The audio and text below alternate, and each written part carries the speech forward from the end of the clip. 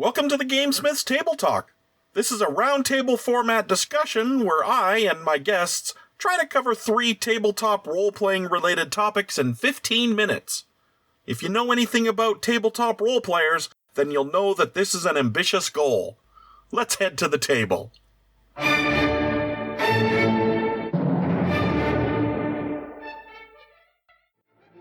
Welcome back to our Table Talk podcast. I'm your host, Clayton the GameSmith, and joining me are... I'm Franklin. I'm Cheryl. I'm Clark. Let's head to the table.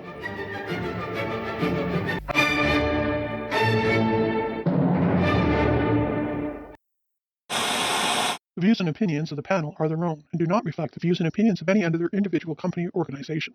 This podcast has been known to be opinionated. You have been warned.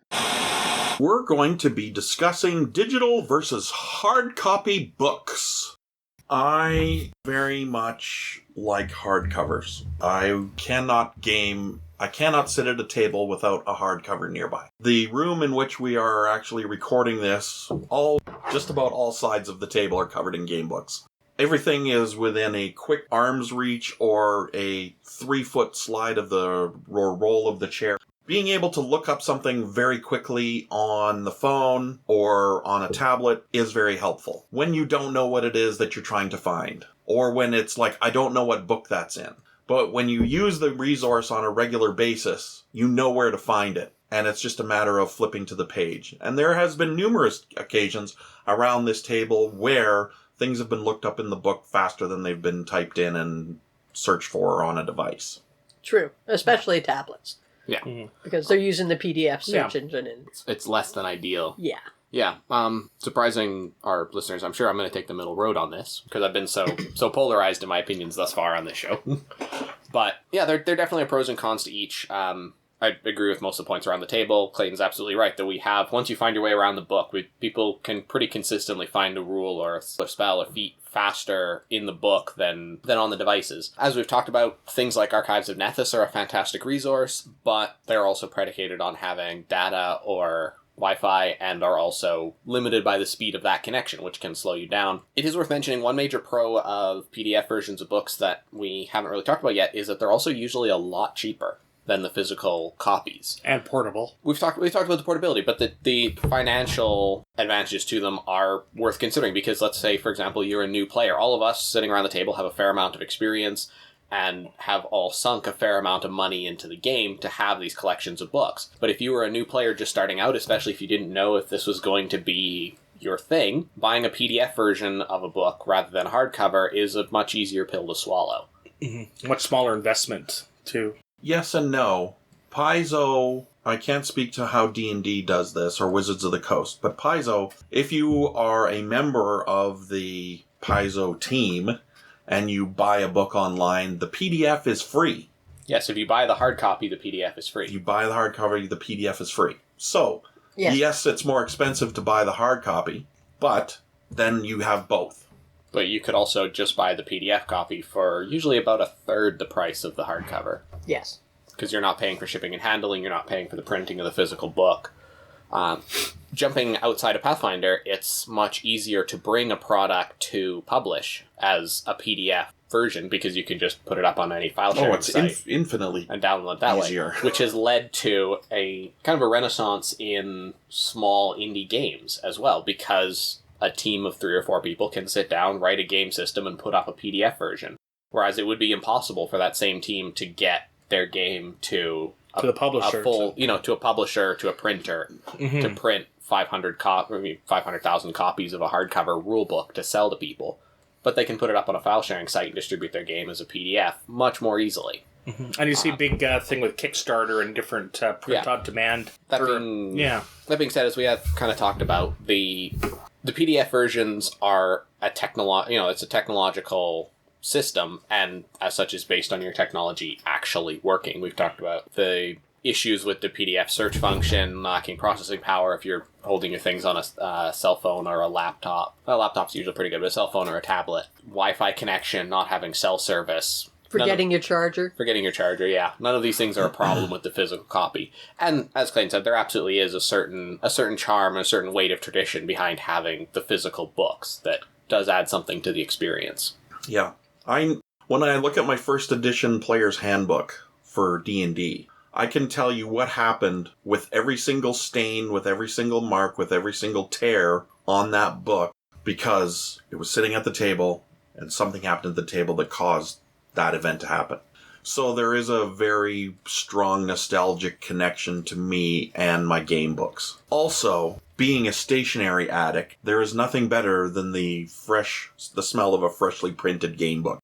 Really, there's no good or bad about using either. Or both. Or both, absolutely. I absolutely use a mixture of both. As a GM, it is absolutely critical to use both. Because if somebody has a question about, I don't think that you're using that rule right, boom, you can look it up real quick in either venue. Or if someone has an obscure spell that you were like, I don't remember that being a spell, and then boom, you can look it up real quick. Yeah. Because you know the name of it, so you don't have to know the book that it's in. You can just type it into a search, and there it is. This goes double for Paizo, especially Pathfinder First Edition, with their wealth of 32 and 64 page source books on everything. Characters from this one particular country, or...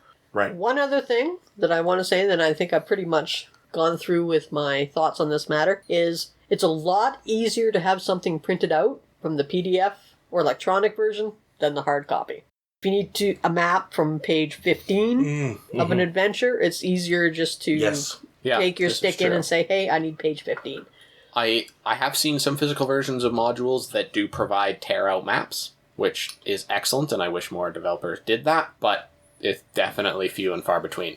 Also, if there are any module writers out there, if you're including tear-out maps, please include the player maps, not the GM ones.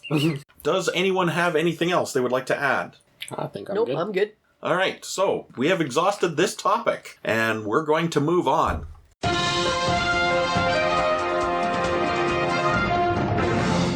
Welcome back, and we're going to dive into another topic. This time we're going to be talking about game creep.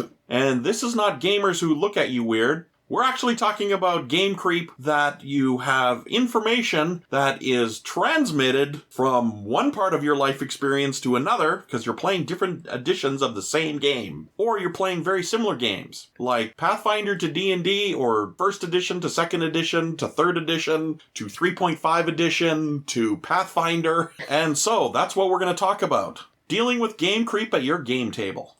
Well, I think the first thing is to be able to recognize when game creep happens. We had one session where both Clayton and I were arguing one rule, and Franklin's looking at us like we're crazy because he's started with Pathfinder First Edition. So he didn't have as much game creep as us since we started with Red Box. But, I mean, he had to pull out the rule book to show us the rule, and we're both like, oh, well, we thought it worked this way. Yeah. So... much to our chagrin and embarrassment. Yeah. Another one that we had was color spray. We played 2.5 years of Pathfinder with neither one of us using the spell color spray, because from D&D 2nd and 3rd edition, it sucked. You use it at first level, maybe you might get into 2nd level if you're lucky, but after that, it's a useless spell. I looked at it once because we had a scroll of it, and I'm like, holy, I'm using this forever.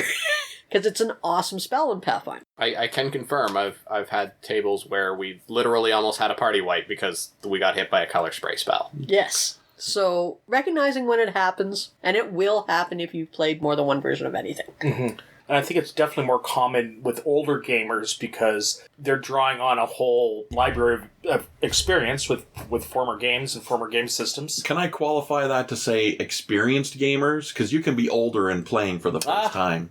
True that, yeah. Speaking for myself, having played a lot of Advanced Dungeons & Dragons, then a lot of 3rd edition, and then nothing till Pathfinder, the longer time periods in between, when you restart a game, you're thinking about the original rules that you remember, and you're trying to put that into a framework. I think mentioning 3rd edition specifically and Pathfinder 1st edition, I think that's definitely a point where game creep becomes the most dangerous because you have systems that are very, very similar.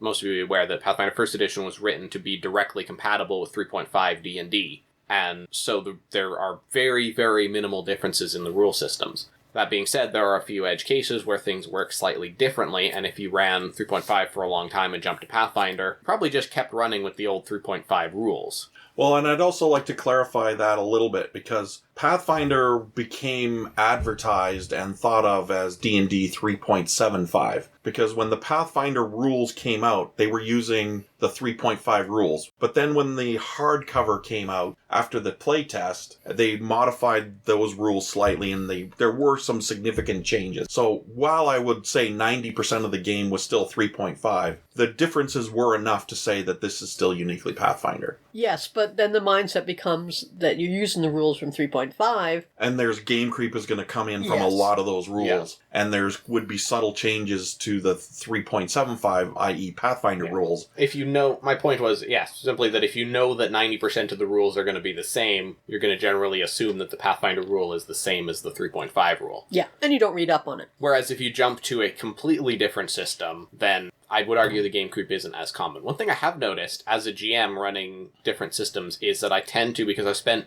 most of my time as a GM GMing Pathfinder 1st Edition, I tend to fall back on the way I would run this in Pathfinder 1st Edition. That usually creates issues. The usual example of this being the traditional make a perception check as a general gauge of, how aware are your characters of what's actually happening in the environment around them. Then you realize that the game you're playing doesn't have a stat for perception because it's not a D&D based D20 system. Right. And those sorts of issues tend to create some awkwardness. Ultimately, I think it boils down to, take a moment and think about how much does the exact interpretation of the rule in this moment really matter? Is this a one-off thing that you're going to be able to just brush past and either completely ignore or just, we'll run with the old rule this once and between sessions I'll look up what the next one is? Is it absolutely, is this a life and death moment for a PC? Then yeah, absolutely go to the rule, make sure that is exactly how this works. Because if your player realizes in between sessions that you killed off their character because you were running on an older rule or an incorrect rule, that's going to be a thing. Yeah. So how much of an issue game creep is, I think, really depends on the circumstance and how important the exact interpretation of the rules in that moment is. We've also run into this scenario where we've had a home rule that has been used for so long, it's considered to be a canon rule. And then someone comes along and is like, that's not a rule. And you're like, it's totally a rule. It's in the game. It's like, no, it's not. That's a kind of game creep too. And this, It is. Jumping on even one step further than that, because largely been my experience since joining this table, a lot of those times, those home rules, it started as game creep and then has just been adopted as a home rule since. Yes. Where these two will have a rule that they've played with for decades. I showed up at the group, they started explaining the rule, and that's not the rule, and I'll flip in the book and say, right here, page 325, it's clearly says that's not the rule. We talk about it and we decide, well, we're going to use the old rule anyway. But then there's also been a same number of cases where it's like, oh, we didn't know that. We'll use the real rule. I think probably the rest of this conversation is going to need to be happening in a later episode about home rules, because I think there's a lot to talk about there. Yes. Yep. I also want to make mention of this doesn't just apply to games that have multiple versions. It could also be games that have multiple editions or multiple print runs. We've had issues at the game table where Cheryl and I are using a first print of the Pathfinder rules, and we're like, this is the rule, and we look it up, and this is the rule. Franklin's using a 6th printing of the rules. Which has the errata in it. Which has the errata in it, and when we look it up, we're right, but so is he. Yeah. But because his is newer, that's the official rule. Yeah. And it's not always, changing typos and rewording sentences. There have actually been a few straight-up balance changes. Yes. Hugely. The length of time that a wizard needs to wait after failing a spellcraft roll to scribe a spell was changed. It was a dramatic change. A dramatic reduction. I don't know exactly which printing it was, but... Yeah, it was a very, very big change. Another type of game creep is Tolkien and 1st edition D&D set up the bar of what an elf is, what a dwarf is, what a halfling is. And that game creep can carry on into other games. Like, I've had players who, playing something like Shadowrun, which does have elves in it, totally different type of elf. Yes, but definitely. It's not from D&D. Right. But players will still approach it as it's this type of elf. Right. And you can't tell them any different. That's a type of game creep as well.